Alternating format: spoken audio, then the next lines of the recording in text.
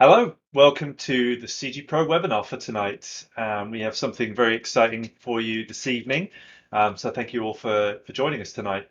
Tonight we are going to go through, just share my screen for 1 second. Tonight we have Gabriel presenting an Unreal 5 special. And as you all know, Unreal 5 came out this week, a couple of days ago. It's super exciting. We're all very, very excited here and running around and trying things and seeing what they've added, what they fixed, and it's a very, very exciting moment in computer graphics. I am super excited to be at this moment in time and also to be able to present this tonight. I say me presenting it. I'm not going to be presenting it. It's Gabriel. So. Um, Gabriel, feel free Hello. to introduce yourself. All right, sure. Yeah, well, let me inspire confidence. 20 years in the industry, instructor with CG Pro and all those things. I mean, I guess the most important thing was the fellowship. Like the fellowship really changed my life. And I went completely, dedicated to academics and teaching Unreal and learning about it, solving, issues about the engine. And I just, that's my full-time job right now. And I'm really loving it, going through that fellowship with all those great artists and all the problems that they got in, like that really, shake the foundations of whatever I thought I knew about the engine. And now, I'm learning each day new things, and I want to share it with all of you. So welcome all. Awesome. Thank you, Gabriel. And just a very quick intro to myself. I am not going to be top and tailing this webinar tonight. It's mostly Gabriel, but my name's Ed Dawson-Taylor. I'm also an Unreal Authorized Instructor. I'm founder of CG Pro, the school. Been a CG supervisor for 15 or so years, working in lots of different departments in coming into virtual production through Jungle Book, and lots of years in Unreal Engine, 6 or 7 years doing that. And yeah, just really, really love teaching, and I'm very excited to be running the school and delivering courses to people and doing webinars like tonight. So I am going to stop there and um, hand this back to Gabriel, who's going to be your host for tonight. So All right. there we So go. welcome all to the Unreal Engine 5 webinar. All right. So um, I already present myself like the I bet some of you out there already know me, and going through the fellowship, I was a TA, then I was a mentor, then I became an instructor, right? I've been an authorized instructor for 2 years now. And, I'm working with Epic, and I'm working right now. I became CG Pro, and I'm working with Ed and Jackie. So we're going to see each other a lot more. So be on the look for, cool and exciting things. So the objective of this webinar is going to be to skim through, of the launching of Unreal Engine 5 and, everything that make it tick and everything great about it. And of course, talking a little bit about what is the past, the present, and the future. That somehow it's coexisting in the same place right now. So we are at a very particular time in the development of Unreal Engine 5 or the Unreal Engine. So I want to share that with you tonight. So the objective for the whole workshop is going to go deep through everything new that Unreal Engine provides as features, the new methods of rendering, the virtualized geometry, everything about world building, everything about rendering, everything about um, modeling, and of course animation. All right. So that one is going to start Saturday. And I guess at the end, we're going to have, the place where you should go and, be part of that workshop. A little bit of a disclaimer is that this supposedly at the beginning was going to be about Preview 2. But as you saw, a couple of days ago, we are now converting this into the launch of Unreal Engine 5. So everything, the documentation is now there. I went through all I could, in this short time. And I believe, I'm going to get everything right. But because everything is so new and things are going to be very dynamic and very, fast paced changing in, the couple of months, things could change. So, excuse us if, something changed, but this is, the best of the best for the time that we had. All right. So the topics that we're going to cover in this webinar is going to be Unreal Engine overview, past, present, and future, and of course the launching of Unreal Engine 5. Right. So what it means, what is, pointing to, and all those cool things. But for the workshop, we are going to go through nanite, lumen, temporal super resolution, virtual shadow maps, hardware ray trace reflection, path tracing, modeling tools, world partition, one file per actor, hierarchical levels of details, data layers, level instancing, and the new animation tools as an overview because it's so vast. Everything that they put in, at the last minute into animation that I think that we're going to need a whole, workshop just, into animations. But we're going to do our best to go through everything new and how it fits and how it works. All right, so starting with Unreal Engine overview, the past, the present, and the future. And the start of this is, the Gone Dream Team. This is peak Unreal Engine 4. This is what we had. This is what we thought that could not be beat. And still, here we are. So, Unreal Engine 4 became, a great engine because of a couple of things. And they are listed here. So we had automagically LODs. That thing, auto-generated, you could load up things very heavy. They need to have topology, of course. They need to have UVs. They need to have a couple of things. But at the same time, you could create LODs on the fly. Just select, I want 6 LODs out of this thing, and that is going to be created. And they're going to seamlessly, switch between each other depending on the size on the screen that it occupies. So that was like a dream. Now I could have, very, very detailed things that are going to change into the distance. And that was very good. Peak Unreal Engine 4 was, of course, ray tracing. Ray tracing gave us, you know, true real photographic, rendering and offline rendering that could allow us to have like global illumination and ray tracing reflections, ray tracing ambient occlusion, and ray tracing translucencies with intersurface fractions and stuff like that. So it was like a dream come true being able to do those really photorealistic renders and real-time experiences with ray trace. Then of course we have things to alleviate having ray trace on, and those are in the realms of the screen percentage and the internal. This was like the a primitive way of doing it, and that was called the temporal upsampling. And of course, then NVIDIA released the DLSS, and that will allow you to use, your video card tensor cores that are, very good at doing AI, and taking, a 1080p frame and converting it to 4K, without any loss. All right. And that was also very good. And of course, we have everything about shadowing. We have distant field shadows, and we had, of course, the ray trace shadows. We have also distant field ambient occlusion, and of course, ray tracing ambient occlusion.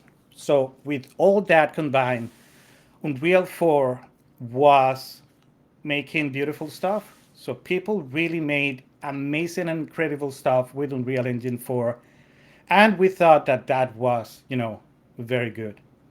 But now it's going to be better. Now, with all this said, we need to talk about the star of this whole show, and that is the Deferred render. So at the beginning, this was the start of it all, because when Unreal Engine 3 became Unreal Engine 4, what made that change was exactly the deferred render. Unreal Engine 3 worked with what is called forward rendering, and forward rendering was like a holistic look at your scene and everything through, from geometry, shaders, textures, light, shadow, everything was calculated at a go, right? So that's the scene, one shot at it, and then you get out, a frame. So it was fast, right? But then comes the deferred rendering, and the deferred rendering was faster in some sense. And that means that it could make like faster renders, but it did more than one render, meaning that it has what is called G buffers. And those G buffers are going to be like a couple of passes that then are going to be sandwiched up into a final composition of your final render frame. And that allowed Unreal to create a couple of very important things like the post-processing effects. So everything start looking very good inside Unreal Engine just because you have those deferred passes. You got access to velocity to create motion blur. You got access to depth pass, so you could do depth of field. You got access to occlusion and stuff like that, so you could do bloom and lens flares and a couple of things. Everything from changing the color at the last minute. Everything post processing was created with the deferred render, and we are still in deferred rendering, and that's the interesting thing. So we changed from Real Engine 4 to 5, and we are maintaining for the time being the deferred render. All right, even though it could be better if we go back to forward rendering. The deferred rendering, uh, it's staying right for now. Maybe there's going to come another cool thing in the future, but this is the start of the show. So we need to talk a little about a little bit. I'm not going too technical into how this works, but I'm going to tell the goods and the bads of the deferred rendering. So what a deferred rendering does at first is to cool down everything that is not going to be in your frame, all right? And that is great because that means that if you had like a full room with things in it, then you're going to only render what your the full stream of your camera or of your viewport is watching, and things are being occluded by other things in front are not going to be calculated. So it was very good at it, and you know that was good, but that then um, had to be converted into what is called draw calls because everything needs to communicate with everything else, saying, "Well, I'm here. Who's behind me?" So we need to, calculate who is he and who is behind him, who is about to enter, the frame from the right, from the left, from above, from below. So that means that you had to calculate a lot of things, at the same time, and that was no good at some point. All right, when things start being more complex scenes and stuff like that, draw calls start creating a lot of problems. So then we had like things like shading and rasterizing and doing shadows and doing lighting passes, and everything was compressed into this final render. All right. So with those draw calls, then we also had the issue that because Unreal calls everything in the deferred render, that means that the what not seen or render had problems with global illuminations and reflections because when things are not in the screen, then they do not exist. All right. So that means that you had nothing, behind a cube, and if you put a mirror behind that cube, you're going to start watching weird thing happen in that reflection. And I bet most of you know that issue with what is called screen space reflections. All right. But then we had ray tracing, and ray tracing had come to save the day in terms of now we have a hardware, enclosed in our video card that was going to take care of all that, right? But that thing is hardware bound, and also because it's a closed box, it's very limited and hard to innovate with it. All right. And of course, everything screen space, like screen space, ambient occlusion, and screen space global illumination was good. But uh, again, if that thing gets out a little bit out of the viewport, then any effect that that thing was causing was gone instantly. So yeah, we had a good thing going, but it could be better. So now I present you the new dream team, right? So in the rendering department, we have now Nanite. Those wonderful virtualized geometry that we are not talking about meshes anymore. This thing is calculated on the fly. This is procedural triangles being calculated and showed and hide and cool, without you even realize it. All right. One of the objectives creating Nanite was to be automatic, right? You don't have to go around and tweak things. Like the most that you're going to tweak is going to be in terms of the footprint in memory that that nanite shape geometry could impact your disk site. All right, when you cook the thing into a game or whatever. But in terms of everything else, nanite is perfect, and nanite is something that is like the glue that holds everything together. And in that terms, then we have Lumen. So Lumen is not a renderer, so we keep the same deferred renderer. So Lumen is the method, all right? Just it is a method. It is a software ray trace algorithm that will do global illumination, all right, and will also do reflections, all right.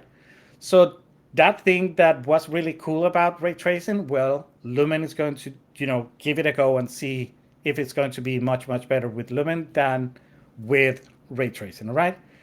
Then in the same department, because everything nanite and lumen is very constrict to resolution, then we need a way to create more pixels out of few pixels. And then is where TSR, or temporal super resolution, comes to save the day, because now you can do the same thing that you did with DLSS, but now inside Unreal, and much better, and faster, and communicating with nanite and communicated with lumen. So it really is like magical. You turn it on, and then you um, half your resolution, and you get the same result. And it's going to scale better, because if you try to do it for a final 1080p, then you're going to have a little bit of a vibration and stuff. But if you go 1080p and upres to 4K, then it's like perfect. It's like you won't even notice, that that thing is that you're working at half resolution. That is 4 times less rendering power that you're going to need. All right. And lastly, we have the shadow to overcome all shadows, and that is virtual shadow map. And this will get rid of um, issues with cascades, disappearing or popping and doing weird stuff in your scene. It's going to replace things like um, distant field shadows and distant field ambient occlusion. It's going to deal with things like occlusion. You don't need ambient occlusion anymore. Like virtual shadow map, it's good enough to have very tiny details, context shadows at the same time as illuminating something that is kilometers, creating shadows of things kilometers away. So we welcome all this new technology, these new features. This is going to be the backbone of what Unreal Engine 5 is going to become. But now that we see them, we see that we are like in this weird place. We're doing the same thing we did before, but with new tools. Like Nanite is very closely, a much better way of doing LODs. Lumen is like a software, shot at ray tracing. TSR is, a version of DLSS, and virtual shadow maps. Once you start seeing it, you're going to see that it is the same shadow map. It's just better and more clever, implemented. So that's why, the past, the present, and the future of Unreal Engine really looks the same. And once we get to the end of this webinar, you're going to see that they are so much alike, and that we are still with one foot in Real Engine 4 and with one foot in Real Engine 5. Okay, so good things. Sorry. So the deferred rendering. Now we have the parallel nanite scene layer between it. So it's not. It is replacing everything mesh wise in the deferred rendering, and everything nanite wise is like going through another layer. So they are not even, being calculated in the same pass. So we are having like two renders working right now at the same time, and we need to live with it just because Nanite has still some things that are not completely compatible, and that's why we need to maintain this duality, right? Then we have, draw calls and triangles are very under control with Nanite, meaning, and when I say very under control, it's like we need only one draw call for the whole scene, all right? And not only that, you're going to have only one draw call per material in your whole scene. So that makes it so optimal. That is crazy that we are still maintaining, some part of Unreal Engine 4 there to render trees and people that deform. But yeah, yeah, that's our present. And that is madness, right? But that's how it is. Then we have software global illuminations and reflections are now possible.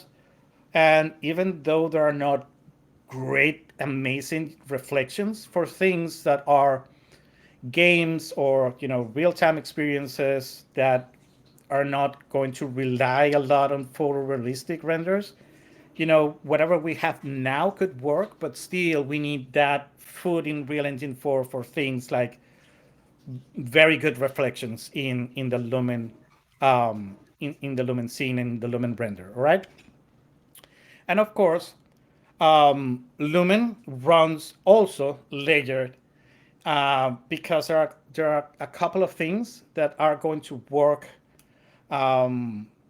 still with hardware ray tracing, and they're going to be in parallel, doing the thing. So yeah, again, it's going to be a layer sandwich, inside of the fair rendering, but it's just the same. And hardware ray tracing, it's going to be available in combination with Lumen for now, but it's going to be absorbed.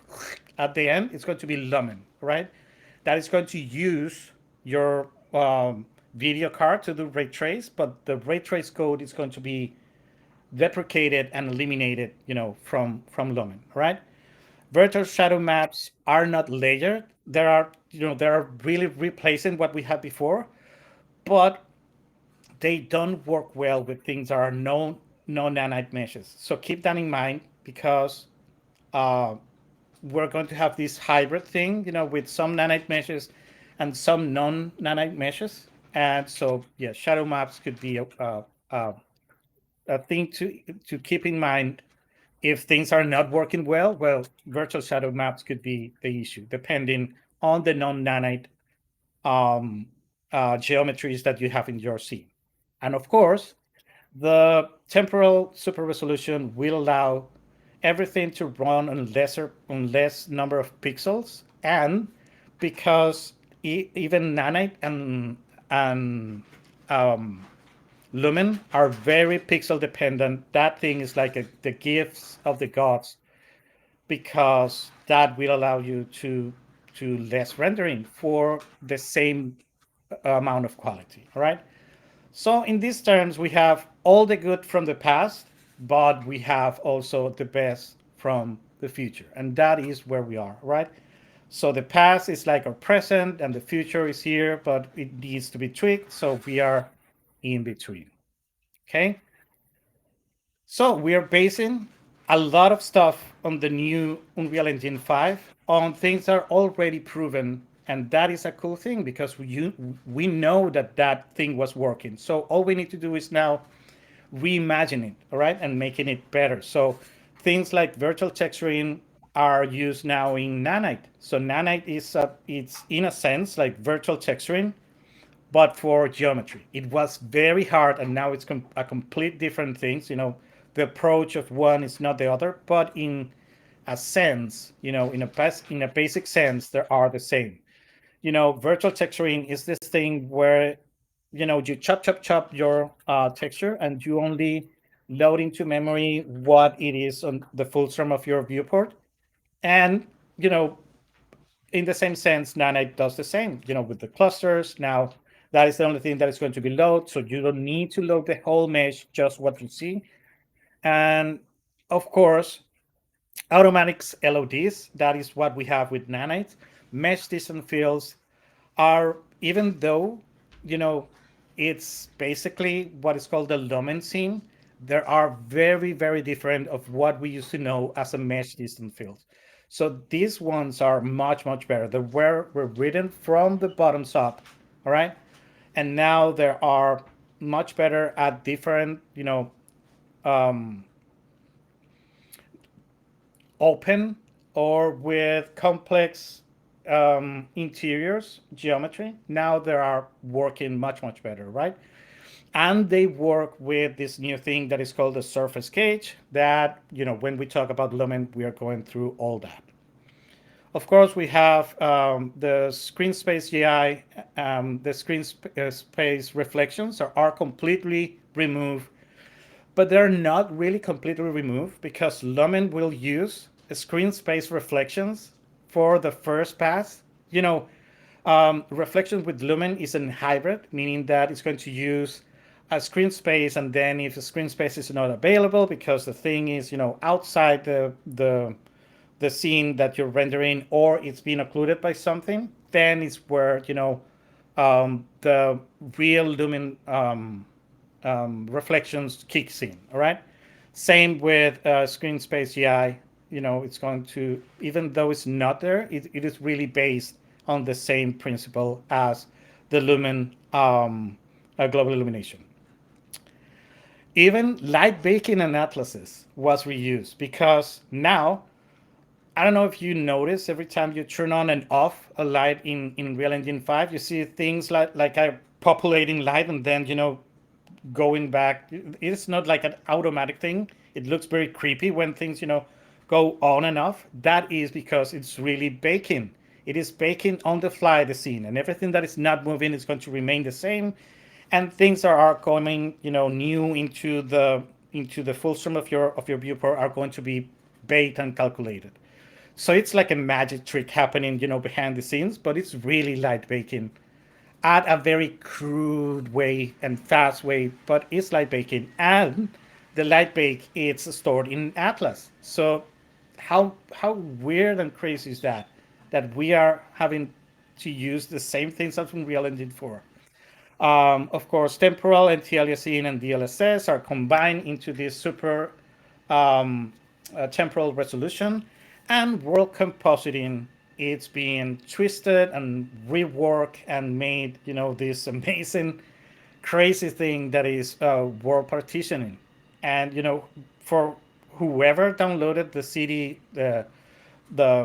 city example content, that thing is crazy how you can move all those buildings and everything thanks to what is called now the it's almost the same as compositing, but automatically. So now it's called partitioning. All right. So again, the deferred rendering is here to stay. And this next part is very important. UE5 is going to be 100% compatible with everything currently working in Real Engine 4, even ray trace. Ray trace is going to have a couple of issues, with skylights and with some things that are not, working well right now. If you use true ray tracing and not the ray trace, for Lemon. But that means that, and we're going to see in a little bit of a workshop that we're going to do that um, there are exactly, the same. You can set up Unreal Engine 5 to run exactly as Unreal Engine 4. You can turn off everything new, and what you got left is Unreal Engine 4 in Unreal Engine 5. So whatever you bring in from Unreal Engine 4, you can do a one-to-one apples to apples comparison into Unreal Engine 4 and 5, and it should be exactly the same. And then you can start, adding up the cool things about Unreal Engine 5. So, but that means also that not all UE5 features are fully tested for VR, TV, film, and ICV effects. So that means like this release is more into gaming and real-time experiences more than VR, TV, film, and ICV effects. That doesn't mean that it doesn't work, all right? That means that we need to test. And that is what we're going to do a lot in CG Pro. And we are going to give you, the news out of, yeah, it works for TV, it works for ICV effects, it works in the LED volume. Let's go and see. We want to be the first to tell you that, yeah, this thing is working, or it's working, but you are going to do this and that to make it better. All right. So be tuned for that content. And sadly, and this is something that really, it should really be a sad thing, and that is that UE4 development is closed for the time being, meaning that no new things, no patches are going to be developed for Unreal Engine 4 anymore. So Unreal Engine 4.27.2 might be the last version of Unreal Engine 4, having its last patch in December to 2020, 2021, I mean. Um, that might be the last Unreal Engine 4 version that is going to exist. It was said at the beginning that Unreal Engine 4 was going to be like a long-term service version where bugs were going to be crushed, but no new things were going to be added. But for now, it seems like it's going, and it's gone, right? So that means that if you're going to start converting your stuff from Unreal Engine 4 to Unreal Engine 5, the sooner the better. It doesn't mean that you're going to grab your project without saving it anywhere else and you're going to open it up in Unreal Engine 5. That is going to be a complete mistake, but be sure to make a copy and start trying whatever you have in Unreal Engine 4 in Unreal Engine 5 and start, um, going through the forums and saying, well, this worked, but this thing that used to work in Unreal Engine 4 is not working in Unreal Engine 5. And they really need to know what is going on. So that is going to be a lot of help to the developers of Unreal Engine 5 so they can make it work faster and we can leave Unreal Engine 4 in the past. All right. All right. So with that said, this is a couple of things that are either deprecated or soon to be removed from Unreal Engine 5. So if you have stuff in Unreal Engine 4 that use any of these things, you must start, moving this thing into Unreal Engine 5 and see how those new versions of those features are going to work in your case. So work compositing is one thing that is gone. It's not going to be supported anymore. And you can open up um, projects with work compositing in Unreal Engine 5, but they're not going to be, there is no work compositing in Unreal Engine 5. So you're going to have to work it out and make it work with world partitioning. We're going to go through that in the workshop. So yeah, Cascade is gone. There's no more support for Cascade in Unreal Engine 5. There is a plugin where you can convert your Cascade particles into Niagara particles, but Cascade is deprecated. No more. Tessellation, I guess, is not coming back. tessellation is going to be replaced by going all the way down on details in geometry. Forget about tessellation to make things like displacement or detail height maps or something. I guess was called. Yeah, that thing is kaput.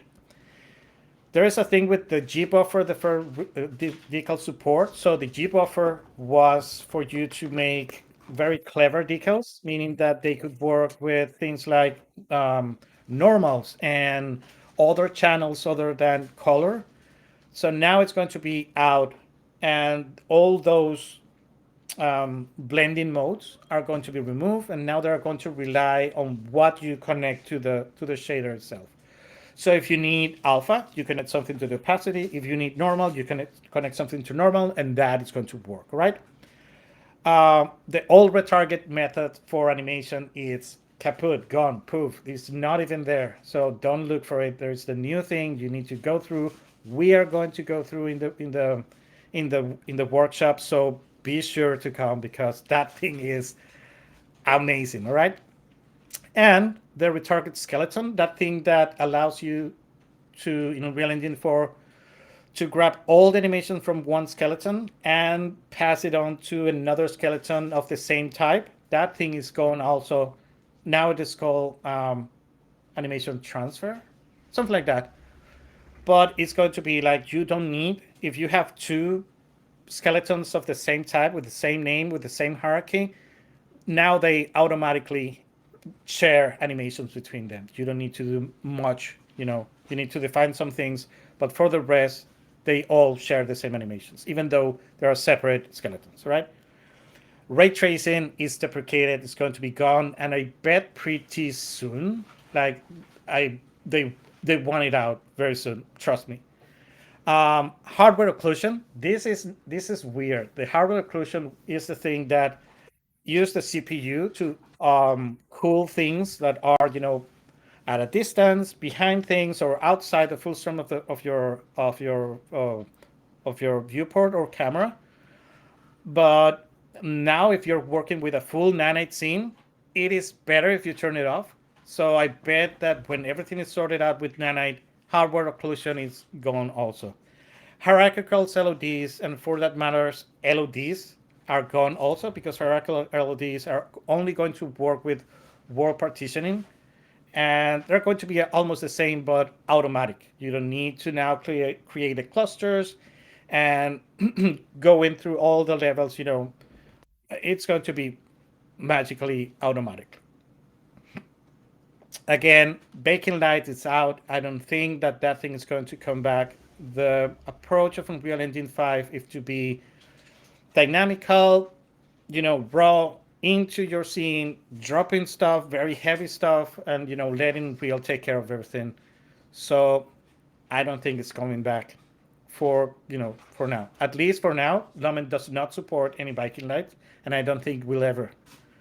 All right, so Cascade, Distant Field Shadows, and Capsule Shadow, for that matter, are gone also, or they will be gone very soon when we have everything tonight and everything could be, every shadow should be dropped by the uh, virtual shadow map, all right?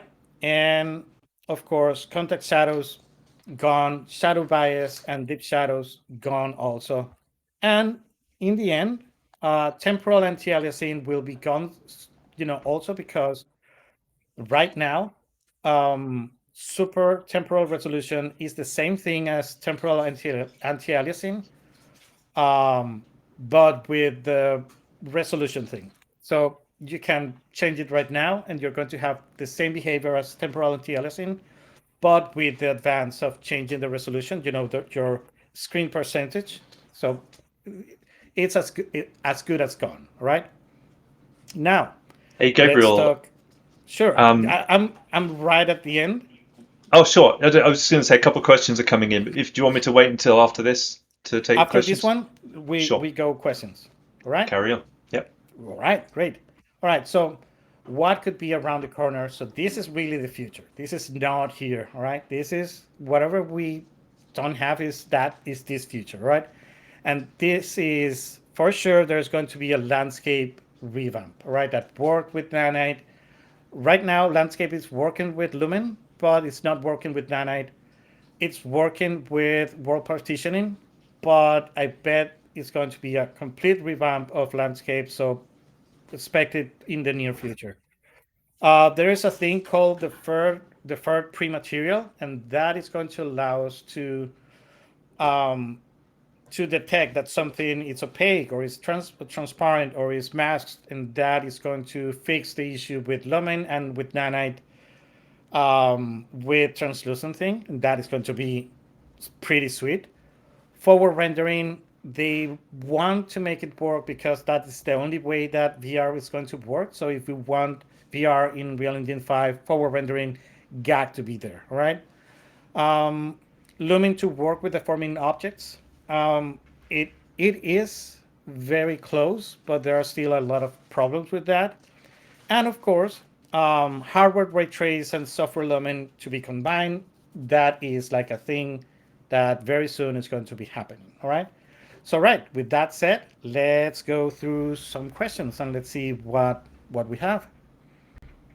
Awesome. Thank you for that. That was very thorough run through of all the features. No Um, problem.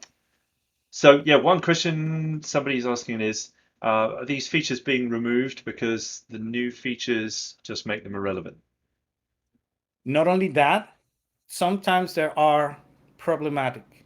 All right. Like having non-nanite surface with virtual shadow maps is hurting your performance. So they're maintained for now, just because Lumen does, nor Lumen nor Nanite worked with things like trees, right? Because of the world position offset and because of the two side materials and um, things like opacity. So yeah, we have to deal with it now, but very soon they're going to be gone just because we don't need it anymore, and they're hoarding right now the performance as well as, for example, if you're using a full lumen scene, a full nanite thing, you don't need the hardware.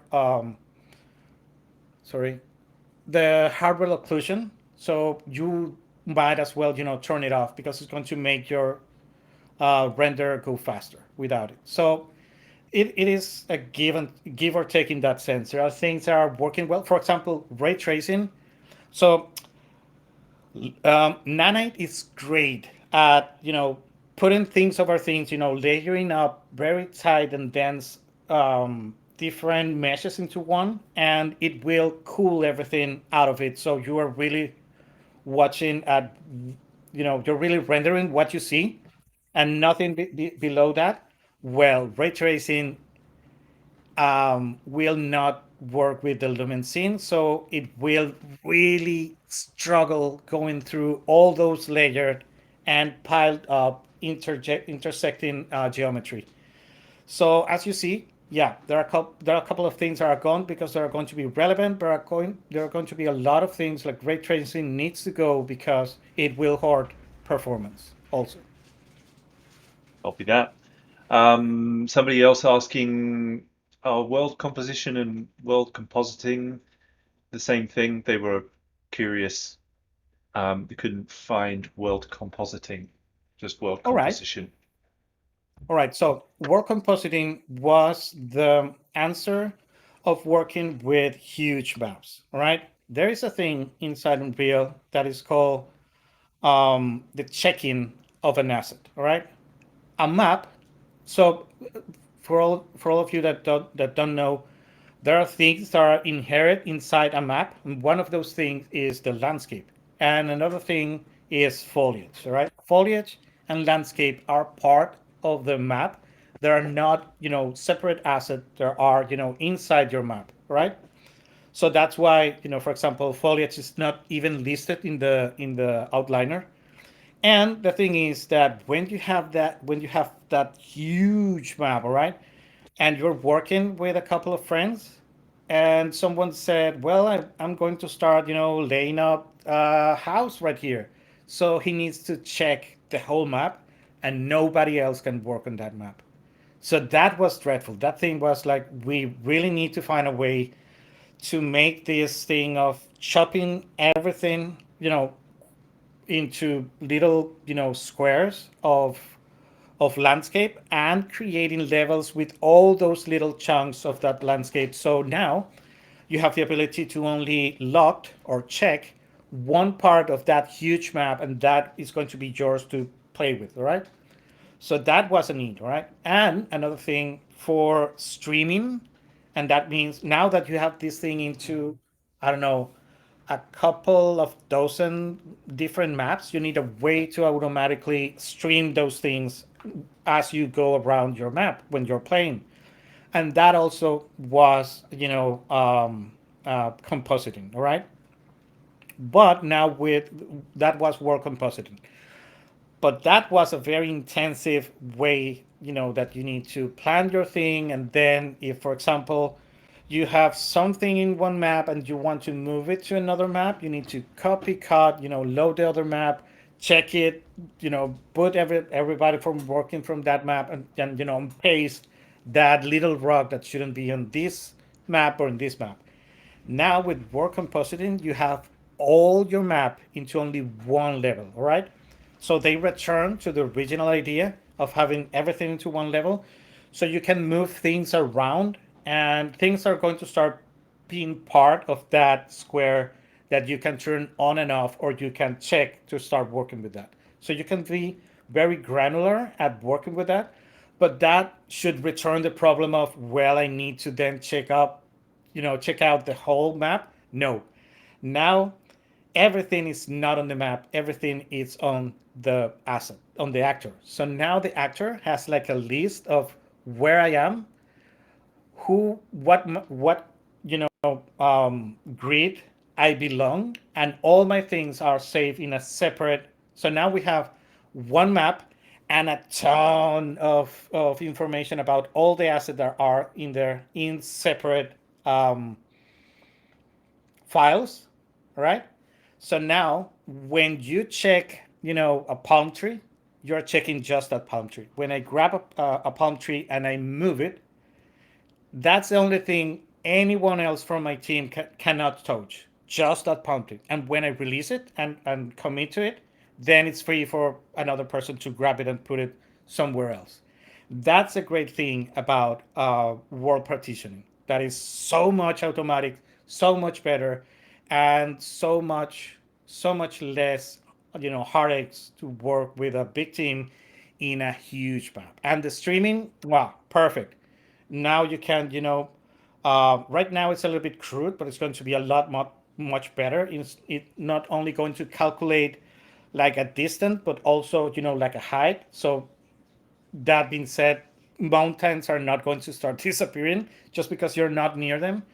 So it's going to be clever, and it's going to be magnificent to work with other people. Much better than work compositing in that sense. And yeah, still important to have some idea of revision control Of to course, be able to facilitate that. Yeah. I Um, I tested without a source control, and it works. Like I opened the same map twice, and I loaded, a grid. I changed something, and then I unloaded, and in the other side I load that grid, and the thing was where I left it, on the other Unreal, on the other instance of Unreal. So it's working that easy because every time you move something, the archive, the file of that actor is being updated. If you load off and on that grid, you get the latest information from all the actors inside that grid. So it even yeah, worked without source control. excellent. So somebody else is asking, do skeletal meshes have to share the same name to share animations or just the same skeleton? I guess this is not specifically a five question, Uh, well, yes or and no. unless it's changed. Yeah. Just because we are in this, past and future, we are, in a weird time wise place. Yeah, even for a traditional retargeting, you can have, that parity list where you said, well, a pelvis is called in this skeleton a pelvis, and this is going to be called a hip, but we all know that this thing is a pelvis. All right, that's a parent list. So that kind of retargeting is going to be on Unreal Engine 5. It is right now in Unreal Engine 5, but for the automatic, that is called how how it is called animation transfer, animation skeleton attribute, something like that. I can't remember right now the name, but the thing is that it will only work for two skeletons. Like imagine that you're purchasing mocaps from the marketplace, all right?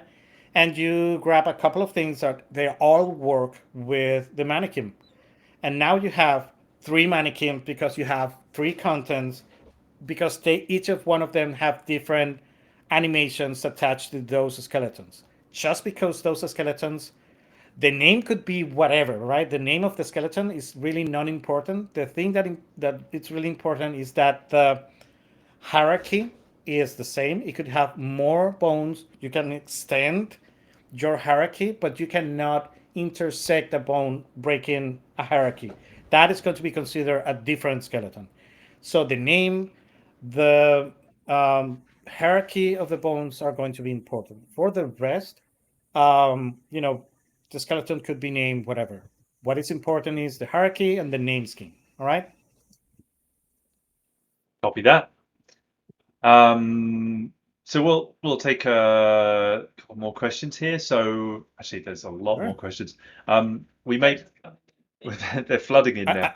I, I'm going. So I'm going to try to go through them as fast as I can. All right. So okay, hit me. Hit me. fantastic. We'll do a couple more questions, and then we got something else to say, and then we will come back and finish off the questions if that's all right with you, Sure. Gabriel. So let's do a Sure. Sure. couple more little ones. So I somebody have asking, two more slides to go, and that's all. okay, okay, great. So keep Um, keep that in mind. do you want to go through those now? No. Let's go through questions, Okay, and we can go very fast. There are sure. just keynotes, for people to know about Unreal Engine 5, and that would be it. Okay, cool. All right. So somebody says just nanite and foliage, and I'm guessing that means does nanite work with foliage? That's Well, my guess. it should, because foliage. The thing that it doesn't work is the double sightness um, and the alpha, right? But yeah, if you want to do things like grass, if you do grass, not in how it's called, Card. strips, but Yeah, really geometry, that could be easily an anide object. So it could or could not work with foliage. With alphas and two-sidedness materials, it won't work for now. If you can, go around it, it will. got it. Next question is two words: composure updated question mark. Composure has a little bit of a facelift. Now it does a couple more things in the way of how things are composed. And there are a couple of new tools, but for the rest, so what it does now, it will allow you to not only have the green screen um, populated with, for example, Unreal Scene, but now it will allow you to have, for example, from your iPad, get a recording, and that recording is going to be passed into Unreal, and at the same time, get the movement of the camera. So now it's going to be more, like in camera effect. It's going to be like a new leg of the in camera VFX workflow. All right. So it's going to be more important now than ever.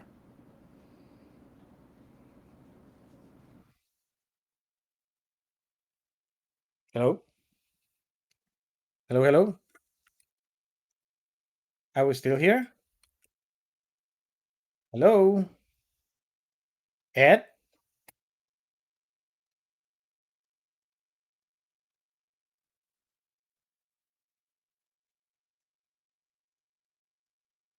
All right, let me jump here. All right, Jackie hears me. I All right. I cannot hear Ed. Oh, can you hear me now? Yeah, I can hear you. All right. It was a good Sure. old school problem of just being on mute. I thought I was like trying to figure out my internet had gone because we had trouble with it this week, but good old mute button. All right. All right. No Yeah. problem.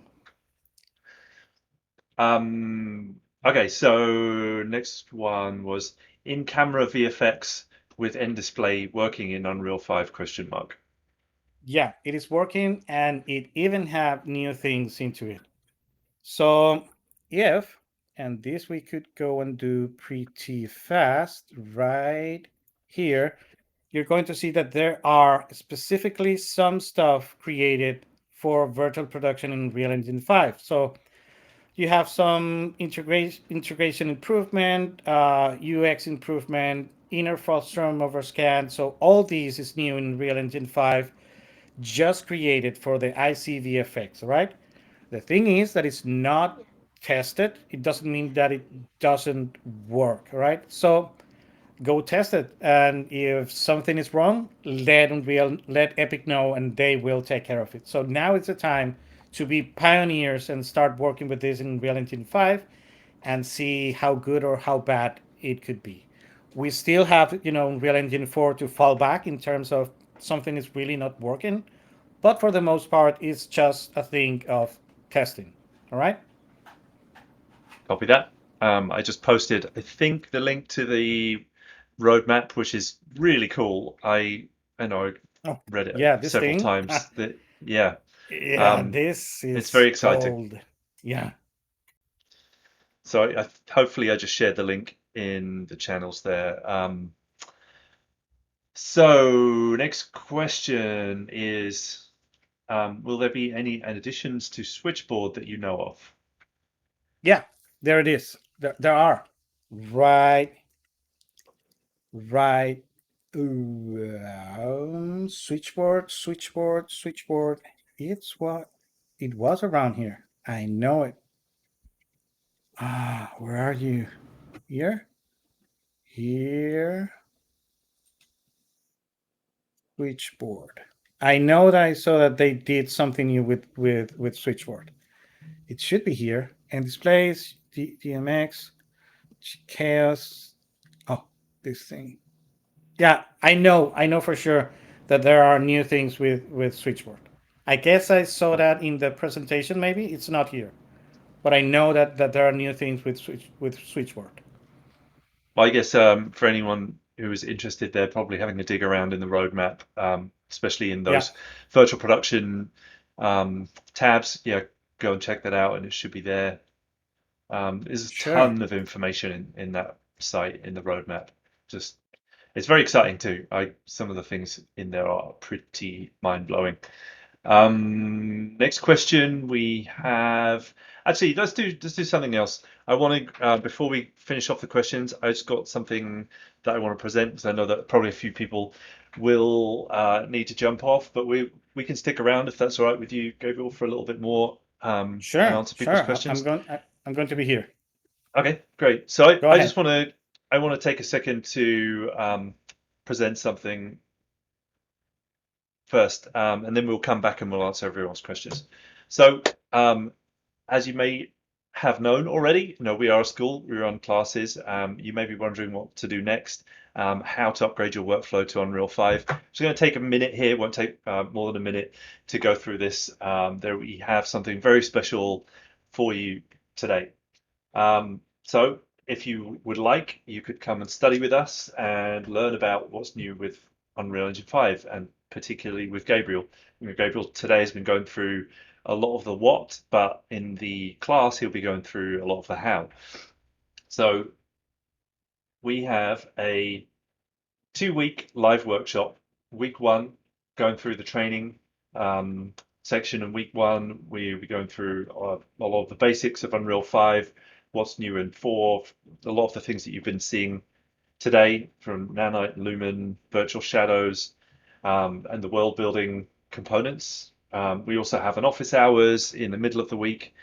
So that's an opportunity for you to come, and you can, they're live classes, so you can come and ask questions regardless, whether it's in office hours or not. But the office hours is really focused time for everybody in the class to ask ask these questions and have them answered.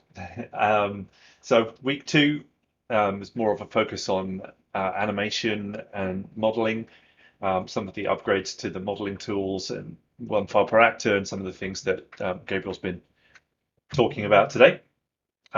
New control rig and retargeting uh, methods. So yeah, lots of content. 2 weeks. Our regular classes are 8 weeks, but this is a kind of conversion course. So the idea is you probably have some understanding of Unreal coming into this, and this is really helping you upgrade to 5 and understand what's new in 5. So the how of what we've been talking about just now. Um, uh, Gabriel, do you want to speak to how much familiarity with Unreal Engine people will need to have? Well, I'm going to try not to go, basic into a couple of things, but I bet for the most part, if you already, we are going to work with a very simple scene, and all scene. So in these terms, we are going to, at least on the first week, we're going to take something basic and beautiful from Unreal Engine 4, and we're going to bring it to Unreal Engine 5. And we're going through, a couple of things that you need to change, doing new lighting, you know, watching how you can make it look the best, you know, in Unreal Engine and optimal in Unreal Engine 5. So, you know, if you already have a little bit of experience with Unreal Engine 4, it's going to be good. If not, you're going to be, always have the recording at the end where you can go, step by step and at your own time, get through the whole workshop in your time if you cannot, keep the pace. Is that right, Ed? Awesome. Yeah, that's great. All Thank you right. for that. So, yeah, a little familiarity. I can't say that word properly. Um, with Unreal Engine. Um, 2 weeks of training and office hours. The lead instructor is Gabriel, and I will be there as well. It's going to Um, be sweet. it is going to be sweet. I am super excited about this. All sessions, as Gabriel said, all sessions are recorded. You get to keep those forever. We have options for support afterwards, and other options. In terms of classes, if any of you are familiar with our courses, you'll know roughly what the prices are normally. This is an exceptionally priced workshop today. Just really, we're doing this to help. We're doing this because we're excited about this moment in history, and we wanted to do something to celebrate that and give the community back something that's really affordable, that can, we can all enjoy this together, enjoy this moment together. So the cost for this one in particular is only $347 for this 2 week workshop, which is way less than we normally do training. There are a couple of things to note with this. We're only running this once. After that, it's going to become part of the regular classes. We The price is literally, it's the lowest price we've ever done for live training. It is, as I said, to celebrate this moment and to give back to the community that's helped us get where we have as a school. And thank you all for um, being part of this journey. The class size is normally 15, but we are allowing a few more people into this one. So that said, I think that the links, well, should be dropping in to the various platforms this is streaming out to, Twitch and Facebook. So if any of you guys are up for joining us for this exciting workshop starting this weekend, we were originally doing this workshop anyway, and then all of a sudden Unreal 5 got released. We didn't know that it was getting released. I don't think a lot of people at Epic knew it was getting released, but it's a big surprise to us. So it's really, really like amazing moment, amazing opportunity. Want to do something really cool for you guys, and I'm literally really excited about this myself. So yeah, if hopefully the links were shared. If so, then I can stop talking about that, but I hope you all come and join us because I think it's going to be a lot of fun and um, love to have you. All right, let me stop Yeah, sharing that. and most importantly, it's going to be in the spirit of the new release of Unreal Engine 5. They want community. They want, social cloud communities. They want everybody in, this thing. They want you to create no matter what. That we are all invited into this journey with Unreal Engine 5. And come and see Yeah, if, you yeah. There's get a some. $1 million idea the next fortnight. I was really enjoying playing with it today. I've got something I can share tomorrow. I think just having some fun with it myself and figuring out what was new. So yeah, please come and join us. We would love to work with you. And as Gabriel said, this school is all about community. We do this because we love it. We love doing it. We'd be doing it anyway.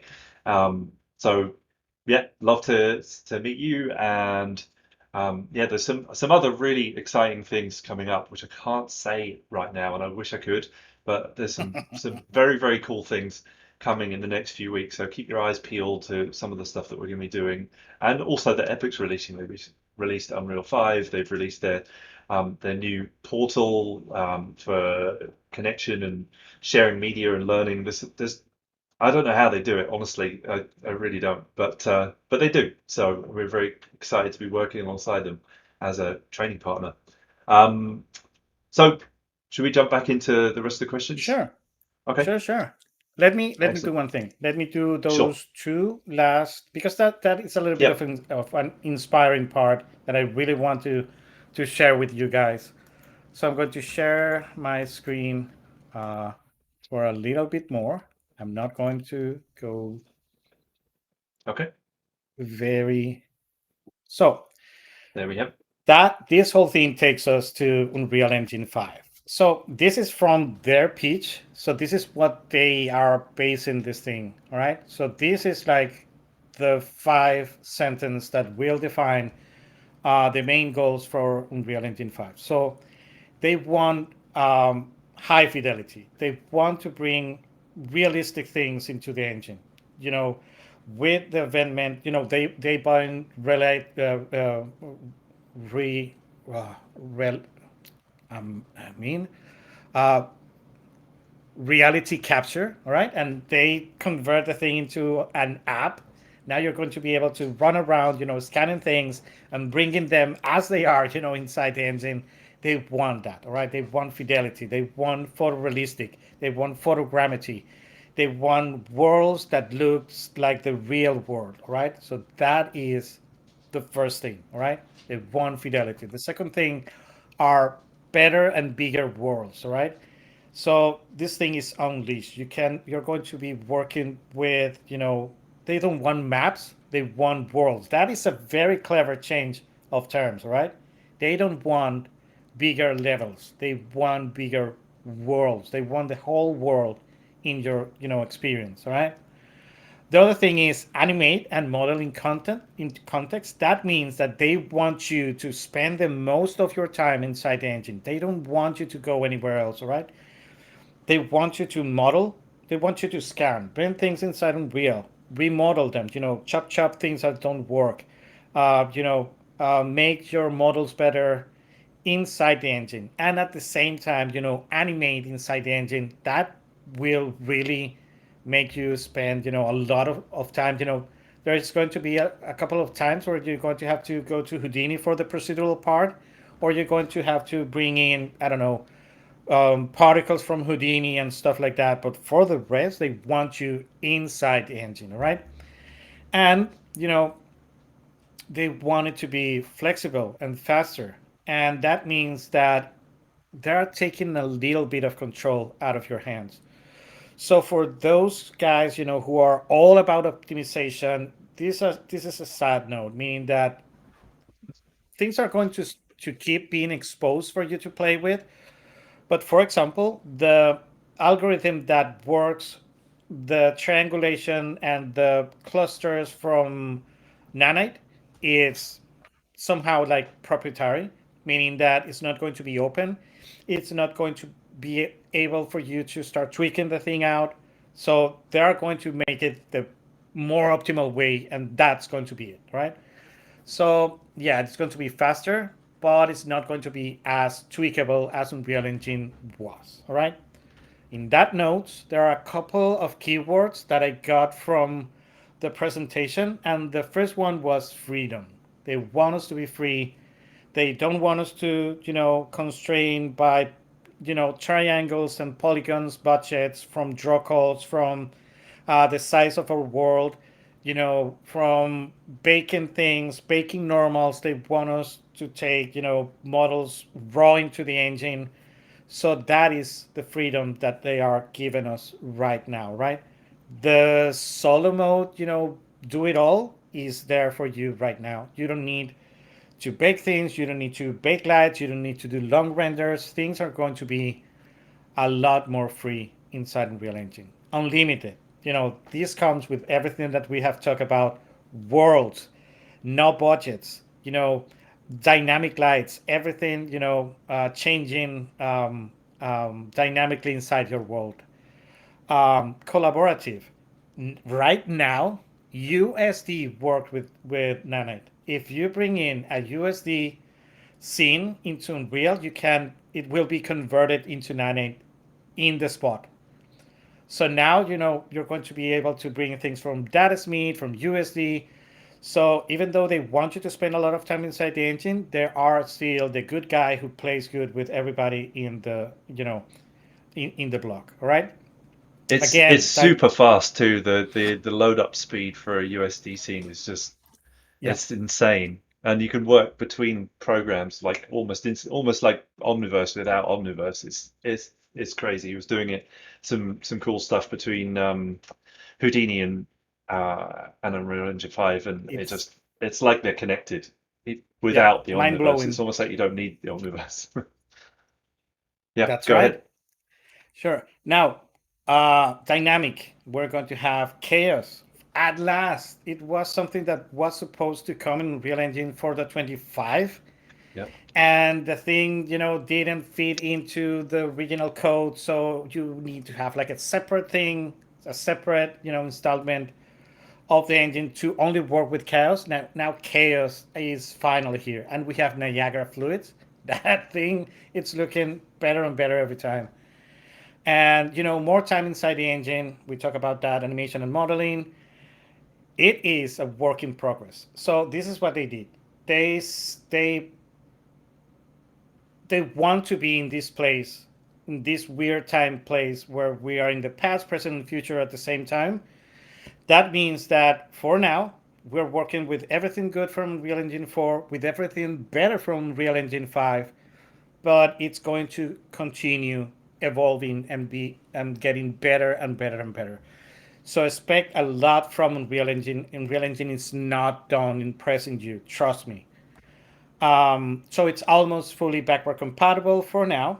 It is going to be revolutionary as it is. It's going to be even more. Another key: social, cloud, and sister apps and sites.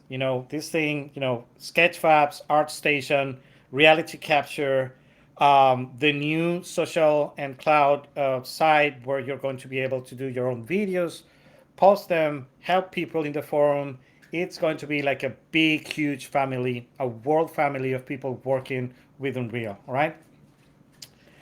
So that is going to make it even more open, because now it's going to be more of a plug and play. So it's not going to be, all right, and you need to do this and that to make this silly thing to work. They want it to be like Lyra is, all right? They are going to give you, at the same time, they're giving you an engine, they're giving you a game. All you need to do is imagine something better for it, and put the work, all right? And they want Lyra. It's John attractive, and they want to get back into games. So ICVFX, film, and things are great, but now they want to go back to the roots. Now they want whatever, all the things that they learned from the film industry, and now they want it into their games. Now it's payback, right? So for all of you who are thinking about, VFX and film and offline rendering and stuff like that, think about a game. Think about an interactive experience of whatever film you're doing. That is going to be back into the plate very soon. All right. And the last thing that really amazed me is that this is the first Unreal Engine, and at last we have AI. There is one AI that is already inside the engine that is called intelligent actors or something like that. And we have a plugin where you are going to be able to plug in other algorithms and system for making artificial intelligence into the game. So expect a lot of great things out of that, right? Trust me, AI and Unreal Engine 5, it's going amazing places, all right? Well, with that said, yeah, this is the workshop, all right? From here on, we're going to go deep down to the bone of all of these new features and how they work. So I hope to see you all in the workshop, all right? So with that, let's go back to a couple of questions. Sure.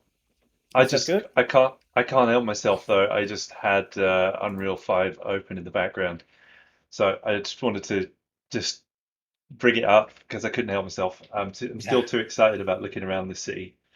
This is running on a laptop, this is just bananas. The fact that all of this stuff exists here and you can go running around this city and exploring it, all those people, this is running on a laptop. This is not running on a crazy big machine. And Did you lower your screen percentage? Have you? no, Go and do it. Put it at 50%. In the advanced viewport options at the left button beside perspective. Yeah, yep, change it to 50%. Yeah, 45, 50%. Right now, yep, that's FPS for free, and you're going to have the same experience. yeah, right. Yep, because it's using the temporal super resolution, so it's only rendering Exactly. half res, but it's upscaling it. And it Yeah, and it looks does a good job. almost the same. Yeah, yeah, yeah. It's free FPS. This is That one of the thing blows my one mind. thing that That thing is a material. If you go yeah, through that window, there's nothing. That if is a you capture room inside a texture. you can see It the has 3Dness of parallax. it. That thing is crazy. It's like when I first looked at it, I thought they modeled all the rooms, and then you go through There's and there's nothing. nothing in there. It's like an old abandoned building, which is kind of cool Dan in a way dan anyway. dan. But Yep. then all of a sudden, as if by magic, there is a 3D room. Wild, and it's emitting light and lighting up the world, and I don't know. I just wanted to show it for a second because I'm still just kind of giddy with excitement about it. It's Of baffling. all the things that this means, with all these cars driving around and This people and thing drive around much better than um, Cyberpunk. On mm, launch day. These guys break if you try to cross the street. That is, you know, crazy. People will, avoid you in the street. The AI thing here, the new layering way of doing crowds, it's really paying off. They are very, very clever and intelligent. Those NPC AI actors. it's mind melting, and the way they did the built the city as well is really worth watching those tech talks if anyone hasn't. Yeah. The way that the city was constructed procedurally through some proceduralism from Unreal now. It's getting its own proceduralism as its Blender, and the big powerhouse was Houdini in doing the layout, and yeah, it gets very deep. Some of those talks they get very very nerdy, but it's just incredible. And it's actually fairly close to what I was doing in my last job, doing world building with Houdini. And we also, I'm not going to talk about that too much, but we do have a Houdini class coming up in a couple of months too. If anyone's interested in learning Houdini, particularly for world building, not so much for effects. Um, anyway, questions. I just couldn't help myself Hit me, hit me. showing Unreal 5 there. Um, okay, so over the two. Um, Someone said, speaking of compositing, is there any VFX implementation such as match moving and expositing to Nuke, I guess exporting to Nuke, to integrate with live action shots? So traditional VFX workflow. Hmm. I know that there is a bridge with Nuke, but Yeah. for now, like there is nothing vanilla and real that will allow you to do any, like the only thing that works is something that it's not at pair with very good motion camera motion controllers, meaning that the only thing that we have is Bcam. It's great, but it's not the best, in the ecosystem. But there is like no way right now of Unreal being able to track a camera inside the engine, right? Maybe soon we'll have like a solution for that. Once we have that, I know that we're going to be able to grab that camera and push it to Nuke. Now, that being said, one cool feature about Unreal Engine 5 is that now Python is better, faster, and is more complete. That means that once you have Python in Unreal, and of course you have Python inside Nuke, you know, you're there. You only need to tie up the ends, find a bus to pass information from one to the other, sockets open, and you should be able to start creating, your own tools that will work in Nuke and Unreal. There you have it. Just make your own. Um, Yeah. but and you can, as you have been able to for a while, bring in Match Move into Unreal if you want, and you can export, you can render out elements with alphas and take them out. So there are ways to connect if you want to use it as a renderer, essentially. Um, so next one was, do you have to redo all your 3D objects to be nanite compatible? How about the assets you've bought or downloaded before? I know this is something that No, you're going to go through in the, not at all. yeah. Nanite is a switch. Nanite is you're nanite, you're not. That's it. You can even right click something in the outliner and you at the top of the list there is a nanite enable and you can select all your meshes and you are going to be able to select everything, nanite enable, and that's all.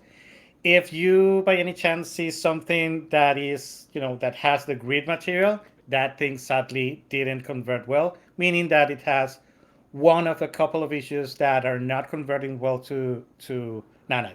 For that, there is a nanite tool that you're going to be able to open up, and that we're going to see in the workshop, that will allow you to analyze your project and tell you all these is compatible. You can safely convert everything to nanite, and the nanite conversion is fast. It's surprisingly fast. So you just click nanite, that's it. It is converted. That being said, there are a couple of tricks that you can do because nanite really is expecting you to bring in heavy dense stuff, and that means that it's going to have like more triangles to hide. So if you bring like a cube, right, with six faces, you're only going to be able to hide three of them, right? Because if you see it from one side, only going to be safe of those three.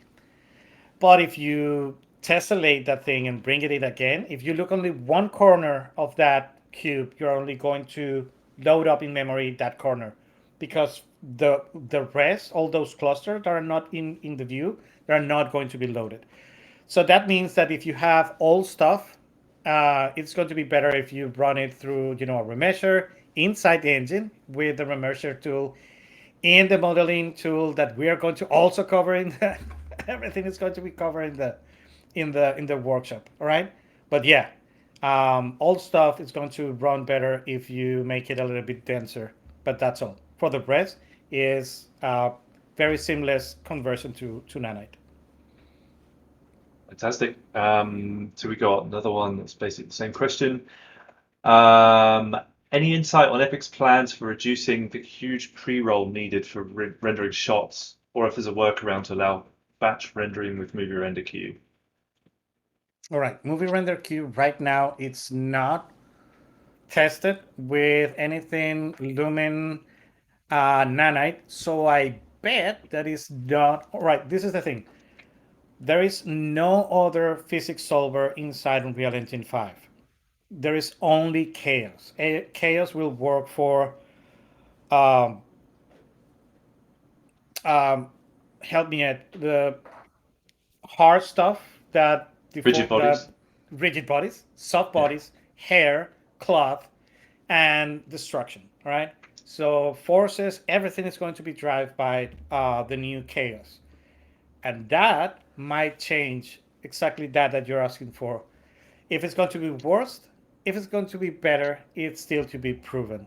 Me, I have not tested anything render wise with simulation right now inside Unreal 5, but be my guest. Go ahead and test it and let us know.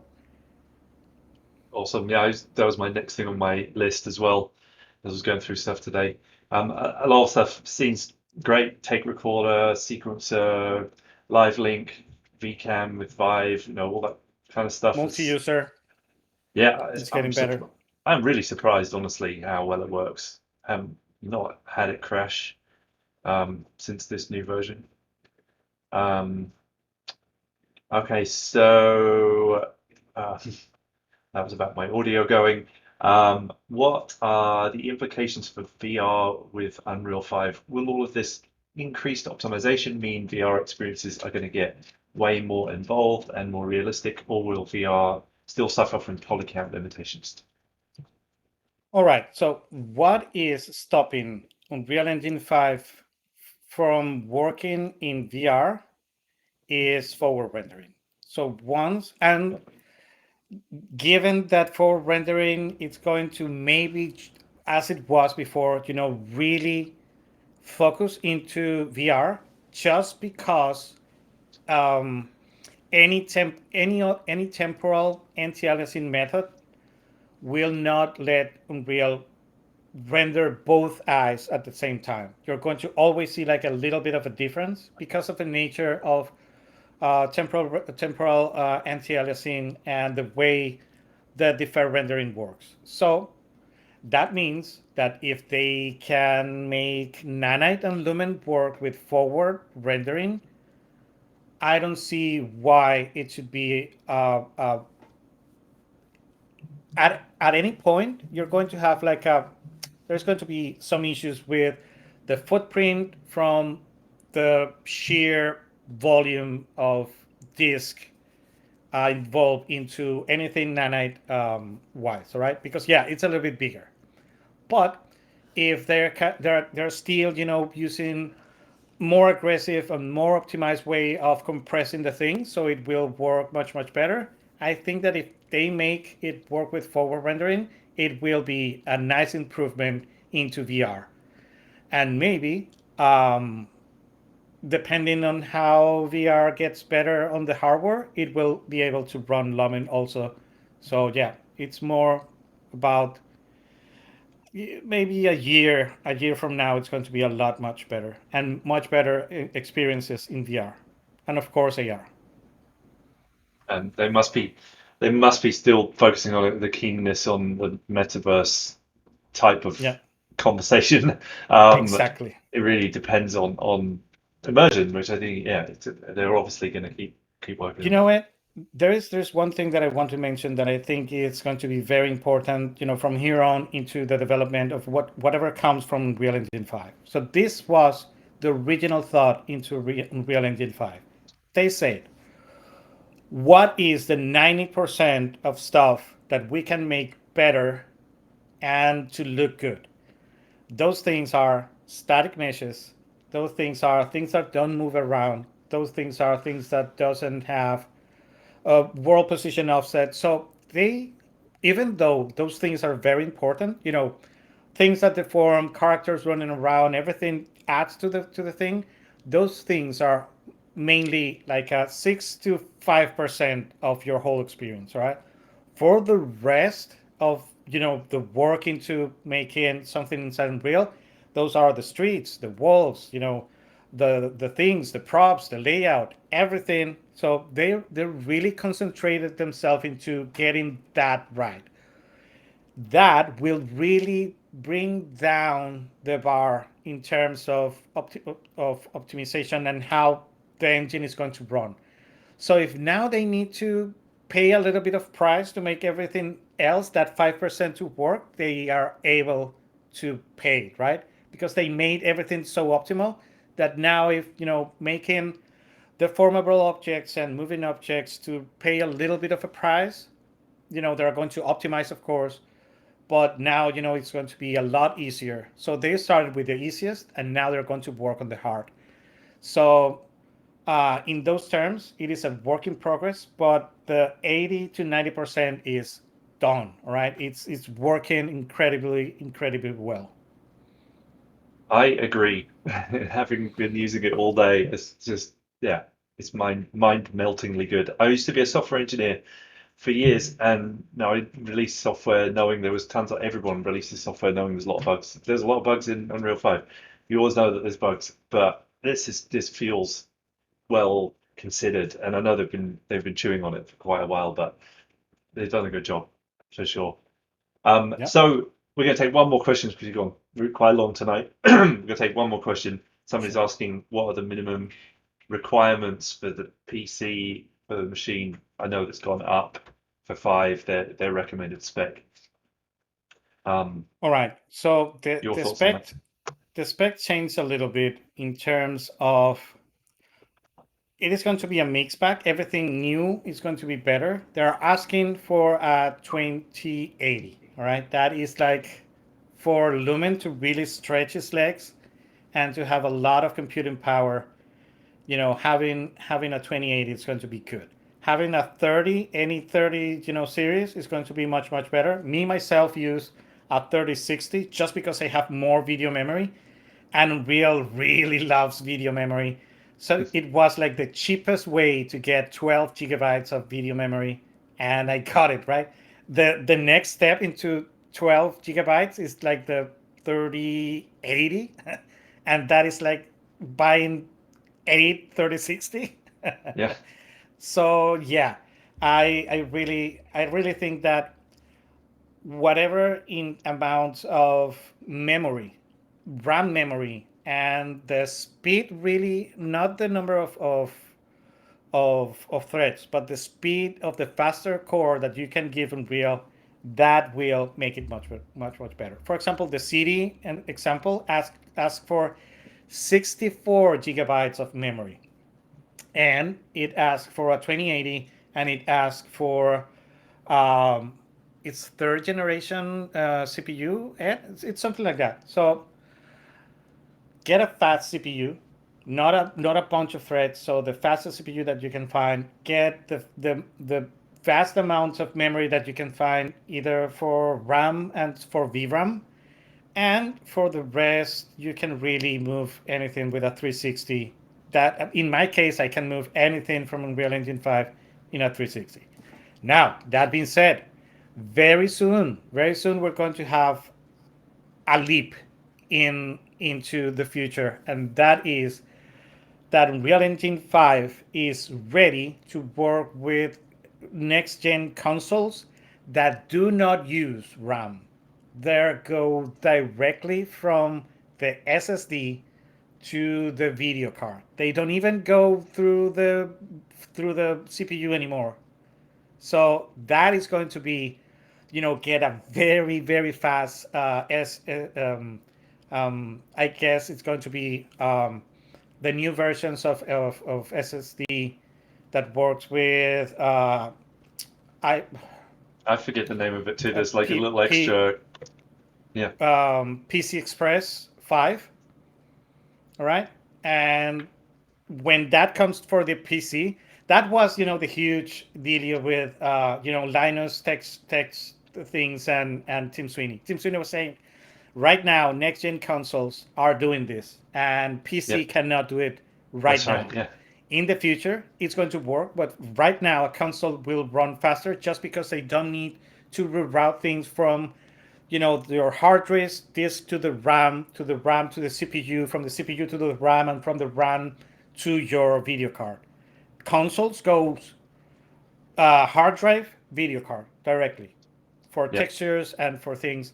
So yeah, in the future, that whole paradigm is going to change. But for now, get 64 gigabytes of RAM. Get not a fast GPU, because GPU is going to, take an eye of or a lot of your budget. But get you have to a go rob 360. somebody. A Yeah, 360 Ti will be the perfect one. 12 gigabytes of RAM with enough speed, and the fastest, if you get something to boost up to 5 gigahertz, that is going to be the best CPU. Because we're not really baking um, um, lights, you don't need enough, you don't need a lot of CPU threads. So you're going to wait a little bit more, maybe, to um, compile shaders, but that is like a one in a project lifetime. Um, for the big chungos. Um, but since we are not light massing anymore, and even we are land massing with light massing with GPU, like many CPU with many threads are not going to be useful. I didn't think we'd get to the point where the GPU started to eat the CPU, and you've effectively plugging your motherboard into the graphics card now Yep. instead of it being the other way around, and the fact that yeah the hard drives become faster than memory, or the equivalent, being able to get around that. It's a Yeah. wild time, really is, and that's what's Es- making all this possible. Essentially, we have now a video card with a computer attached to it. That's right, yeah, Really, and in cost terms of wise as budget and well. in terms of sheer size, The power. the 3090 Ti is three complete slots of PC Express. It's a sandwich, this big. It's and the it will need 800 watts to run. It's like they're asking people to have Right. like like 1,000 watts uh, um, um, uh, power brick to run the thing. So that thing Yeah. is a furnace. Yeah. You're going to be able to smelt lead into the thing. You have to buy an air conditioner just for the PC.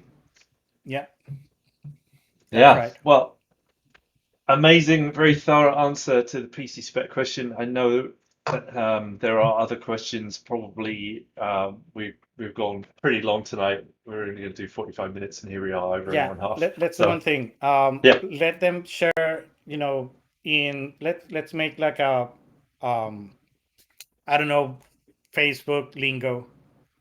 Do a place where everybody could type the thing, and in the weekend I'm going to start, answering everything. Is that all right? sure. Yeah. Come and join our Facebook group. We have a free Facebook group, Become CG Pro on Facebook. If you want to post questions in there, you can feel free to follow up with that. There Jackie, it is. there it goes. Put your questions there. If you've got more, we're in there actively. The course, as I said, it's super affordable. Come join us for 2 weeks. We're never going to do it again like that. If you're interested in the the beast, the 8 week fellowship like experience, then feel free. I think Jackie has posted a link to my Calendly if you want to ask questions about that. Hit me up on my Calendly. That is a live call with me. So if you're interested in the 8 week course, go for that. But we're here talking about the Unreal 5 conversion. So I hope at least that you'll come and join us for the 2 week version. And um, it has been awesome, Gabriel. Thank you. I always learn a lot every time we speak. Thank you very much for joining us tonight. Thank you so much for inviting me. It's always a blast, and I'll be there for you, baby. Call me up, and I'll be there. Don't you worry. Even if it's 2 in the morning, I'll hold you to that. Thank you. Um, cool. Well, thank you everybody who've stayed. There's a lot of you guys tonight. Thank you for all for sticking around for one of our longest live sessions to date. This has been awesome. This is one of the most exciting weeks in computer graphics I can remember. So thanks for joining us to celebrate that. And I hope you all have a wonderful evening, morning, whatever time of day it is, wherever you are. And please join us again for another one of these. Thank you and good night. Good night, everybody. Good night.